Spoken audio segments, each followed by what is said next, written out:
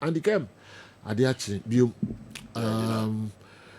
okay in round na quite a game nibi Portugal and Germany. yes Yeah, I'm sure it twice. Twice. Yeah. Okay. Yencha same free Germany goal no any Ronaldo's goal. Atinya ekoso no ekyerese ni mienu na offside. I don't know. And first goal by no madam for Dr. Adiku. A test me say me share game no. And I'm saying me share. And I say first goal na offside. And I'm say me to a buy and a son and I'm here but we have boss now on the two no. Any time before the ball now. It is difficult for me to accept that ball off. And I'm a car see. Again, so I go the moment kwachiri akra. Omun kwachiri akra go na you know I'm say before the ball was kicked no. Where was the position of Florent Vase? Yeah. Oh, you know there's time I born neighbor not play any jina hen. Say into of far me want to of initial line no mo draw in kra next so no yeah. A step ahead, yes. On the said you born in. Born in. It's me from a different angle. Okay. Yeah. You the new see ya. We no. The actually say Florent Vate near off. Look at the position of the I think Ruben Dias na ho no. Jao Nevers wa ha. Nuno Mendes was top. Now two German players no I think the other is one Mestel da or what. And then Florent Vate didn't inti ha no. The oya ahead of offside na do gina player na nim no. Menim so what am say? Mentu ase. Onti ase. Yeah. Ball na eba no. Two players na eko. Inti the o share goal na nya off. But ball we sat no more ball under though. Say you know before the ball was kicked, where was the position of the player? Yes. And I don't know me pay. But say we no ball no in no, you know see down Kotokodi see na referee kala de kire. Say your ball na player na yeah ball na kick ya player na way. The per time over kick ball. Na player na way. We any ball na and I because see na referee for na be use. Ah well. Okay, the angle we are na munya when you different angle bia. Okay, Matewa. So person kire say play any club ball no nyam way na Germany players na way. Yes, I'm one for. Okay, Matewa. Me Matewa dey na say. But no so betimi abo am ye hu the positioning of the player. It is a Joe. Me so me fa ne say a very tight. Ah well. Very very tight. Until obi risk am say baby a obusa no na as angle na accommodate ba second. Yes. Until for me it was questionable because na is so tighter. Odibet judge say off and off. But at that level, now me expect say Zlatko Vincent say you on the level no top. So now me say no, they will not commit such blunder. Now the Ronaldo's own. Say Ronaldo the first time me share before maybe who VR na off. Before I been so me baby VR na line no me find say off. Yeah. But say you still I almost see you go meaning the interpretation. But so VR no line ne buy na. Enu ni monsa unfa enko achiri kakra. Oh, the first angle na spot on. Oh, mommy seen you. First angle na spot on. First yes. Oh, na mo mani nyina muduru ha mo mani nyina. Okay, now you were Spain, Portugal, Germany game. Yeah. It is said you. I'll wait for Rafika. This is the second one. Second angles and them so I'm doing them on the screen. Yeah. And we na via you know. Oh yes. Before say on the final yes. Any. Munche the position of Ronaldo. Ronaldo was offside. Yes. And you almost says Slavko Vincent etie via legit boy. Say you. Munche the what he was okay. Share before so kick ball. Before kick ball here Ronaldo. What play any bebre. Yes. What no e was Jonathan Ta and then Nuno Mendes. And watching a free labor and a Ronaldo ya head said you on ya the VR no it we saw the position of this baller the Ronaldo ahead of yes or ya ahead of all the four backline now or mobile or mom dear na said you Ronaldo ya head wa minim like cra on 5 years so the enemy it had Ronaldo off yes Ronaldo offside but no buyer not clearly Ronaldo ya onside. Line, yes. Yes. Line, yes. Genuinely, we okay. We are first one born in our mind, and the angle now be say Ronaldo ahead of. Yes. We there said you. Okay, picture we the almost so. We. Picture we. And the almost so. Almost so. Almost so. Ronaldo ahead. Okay. Ronaldo ahead. The kneel. And then the nine. Yes. I don't know. Ahead of the defender. Yeah. Okay. Omonfa referee for no the enembra. And yes. Said you. We the almost kill papa. Omachi tell the am Portugal for. She be a ball then I hear Ronaldo ekotoje na hwe ne nine. You know and we no mo dina so the J say ball no offside. Eh then be yesi. Eyem nwanwa. Jiti ye kobusa VR. Eh then done yesi. Yesi. You know eyem nwanwa. Jiti ye ko VR for na ye kobusa omo. But said you to be very honest, Edna, the referee was not on top of his game. Okay. Tell me Vincent or I'm a referee. Okay. But Edna, they said they missing no. Anyhow, he control games. Anyhow, he on top of his game no. And why he was sluggish. When the decisions on the field of play, no, active. How see athletic in man who is that? And he said, "Yo, there be a me problem. Me VR wanna say, yeah, watch any bit me. But referee neka so on your mouth. Me there be a me problem. Me VR one. Obi a bit me who's adhere to say. Picture ne bit me about obi who say that here.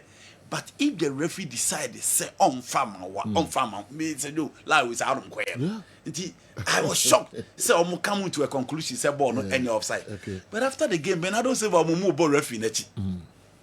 What's the referee name rules no? Asema Bernardo Silva Eban. You know, Portugal coach. The men am here penny and kabe pam no after the match na. How do you start your game with your best midfielder playing the right back? O team now dey ba ball no. The onim ball mfimfin pa no na kwa koto right back. You never talk about right back that big. It will be her first half via Portugal was not part of the game. And this is one of the West German national teams are only players. Simply put, they don't have quality. And to be able to control the elite European game in the Champions League. Now the Rubiners and Bernardo Silva this is in what breast why you Pep Guardiola over you soon. Not number 2 midfield. Now push it down over to the right back. In the first half, Portugal no mun count. Germany for no bomb game no almost said they were playing at home and almost teaming their first goal from that. We a first chance for Cristiano Ronaldo. Yeah. No expect to say Pedro not to the ball never turn him. And a Pedro not to delay no cut in. But Ronaldo and Timmy and Yabo ni and I said you or hate a ball and I'm a candidate testegan. It a ball bounty. The first half was for German national team and the second half from by and our coach in the day Francesco Consansao. Any around here for 17 a buy.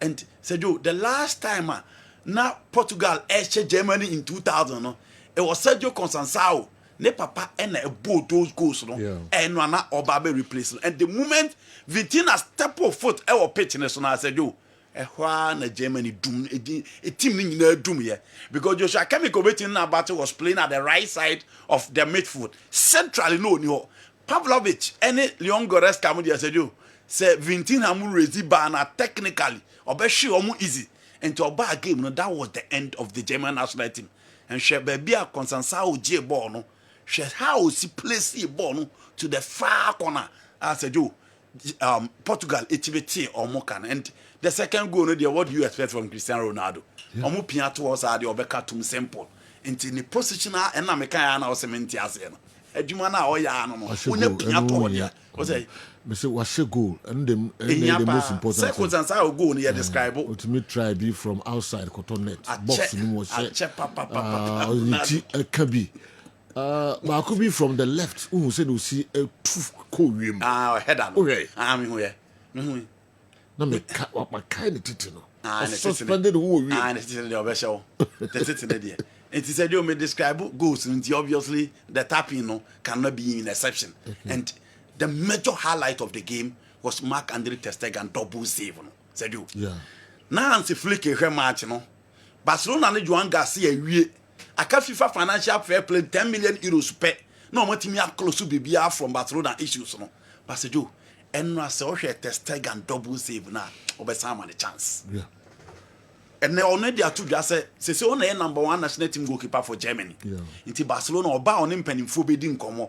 And some in the media and some are fans saying can and some more matter say Barcelona pay new goalkeeper because I no pay sport.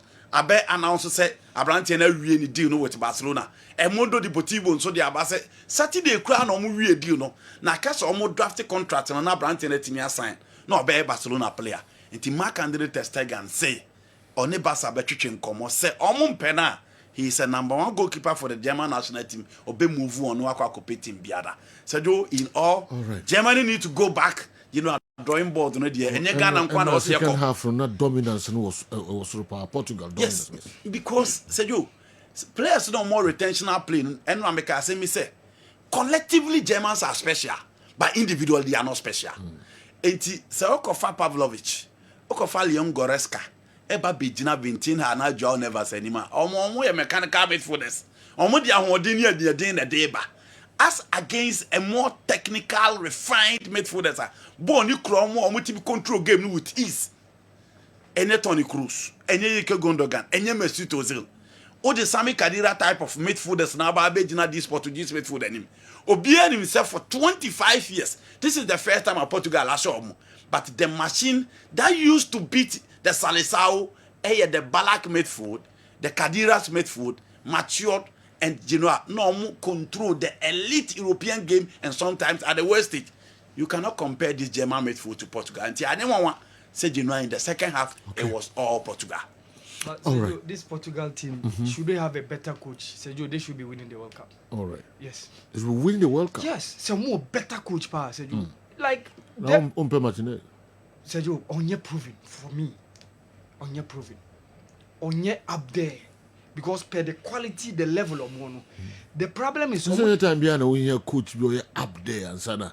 Argentina one the World Cup. Scaloni. Okay. He wasn't up there. Yes. But Sergio, oye obi a wawo understand yachi. Obekaya omo na oni omo manage the team no. Obeka Walter Samuel, Pablo Aima, or guys how no more even under 20. Ache edi abawuremu into the national team, eno abawuremu into the coaching. Okay. And Sergio, when they came, they hit the ball run.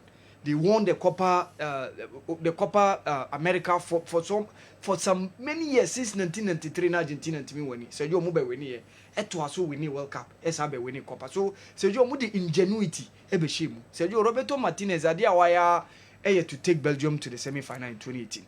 Onye proving up there, and especially even with the golden generation of Belgium squad now to me. Sergio, for me, Portugal should be having someone like Jose Mourinho to be winning the World Cup. Sergio. Okay, yanko and the game no so. Spain. Yeah, Spain, France. Sergio, another difficult game I ever saw was Stuttgart Arena. Now, we share the two teams now. The last two UEFA Nations League, two winners, and Ebabishiem Ewo. Germany. Last year they met in the European Championship. Na Spain for Etimia 2-1 at the qua omo Etimia winning on the day. Clearly, experienced guys are omo Spain team near taken. It's likely say ne omo Laporte, Rodrigo Cascante, and then Alvaro Morata. Women the matured players are omu team omu elevate the standard of the team. One player obetimi ehun ne a part of that team. Abrante Fabian Ruiz. One of the most underrated midfielders in the game today. And obetimi ehun. So fast Spain team now. And then Dani Carvajal into Pedro Porro of Tottenham Hotspur and bebo right back. On the left side, Marco Correa and bebo the left side. Central defensive pair. Lilo Mad Elho, Dian Hoysen Elho, Kubasi Elho, Danny Vivian Elho. For a more matured pair, I'll go in for Danny Vivian and then Abrante fell Lilo Mad. But the hype around the Hoysen and Kubasi, a year push you a moment in no. Midfield, Sir Rodri obviously to be meant to hold the midfield for them. Fabian Ruiz or Pedro Honto, many issues, baby. Now in attack, you have to choose between Alvaro Morata and Daniel Olmo at force 9, Labi Yama on the right, Nico Williams on the left, with Unai Simon in post. It is a do Sano team net here. Almost Ben Messi those experienced guys. Almost I matured. Game when we yet the open here almost presence. No more team they are calm, the pressure, the nerves and down for the team to exploit. Now you go to France. France and so gradually. almost some team and and they be Didier Deschamps assemble a more attacking French national team. Marc Menan, Pierre Kalulu on the right, Theo Hernandez on the left, Clement Lenglet and then Konate are two centre backs. A midfield of Manu Kone. Now about Rabiot. So about Rabiot, pay the two sitting central pivot in me. Michael Olise is likely to play as number 10. Dembele on the right, Kylian Mbappe on top. No about Desiree Doué on the left. Apart from the two central sitting deep pivot midfielders, it looks as if he's going for a more attacking. But whichever be the situation, Didier Deschamps will sit back and hit them on the break. So starting the 11 in a crowd, still the mentality of the Juventus school of football in free a counter attack. But sometimes you have to agree because Sergio Dembele, Mbappe, Desiree Doué. Now Spain for move club on that down watch our ball no number ball no more defense no. Kokoera ne Pedro Polo na solid. Now we almost central defensive play is the muti ya. Obviously you hit them on the break. But adia ba kwa wanye careful also be brand say Pedri enim game control pa. Zubimendi is okay. Fabian Russo sunim game ni control. Into bomu game ni bebre ba also be brand. And obviously France would love to go in for a revenge. A revenge of making sure say their exit from the European Championship last season, and San to Asosa. And Mbappe himself, so said to me every day, the UEFA League of Nations here, the PR that continue to push him to be part of the Ballon d'Or contenders, ever say Puccino. Dembele soon himself, so said to me, just wake up, baby, what be the chance of winning the Ballon d'Or. Until we go all out, but they should be careful with Lamine Yamal. The last game, Obi who Yama be who said Theo Hernandez 1-on-1 obebre into Brebia no that the half space on can call and to say the Barcelona will play now Katin to the second goal na Sergio or the ball ni two no into that is the way to stop him, making sure that the system play him out with any country any Chouameni already omuna ba omunyo. But Didier Deschamps say one person he trusts Rabiot so much in the absence of Griezmann. Where one of the top games here, but how Mbappe and the likes will fare. But Sergio, of the two teams, Adiabako common. France will defend on betting media attack Spain attack, But ask yourself, Spain and so what? The defense to battle the French national team attack now. Kokoyera no problem, baby, because on was solid. Pedro Polo minimum is solid. But would the attack able to hold Michael Olise and then Kylian Mbappe be a baby. Into a gamer, you expect this team to score, the other team to score, but Sergio, still Spain a favorite for this particular encounter. But so control game, number ball said they should be aware of that attacking threat of the French national team. Me ko na makofa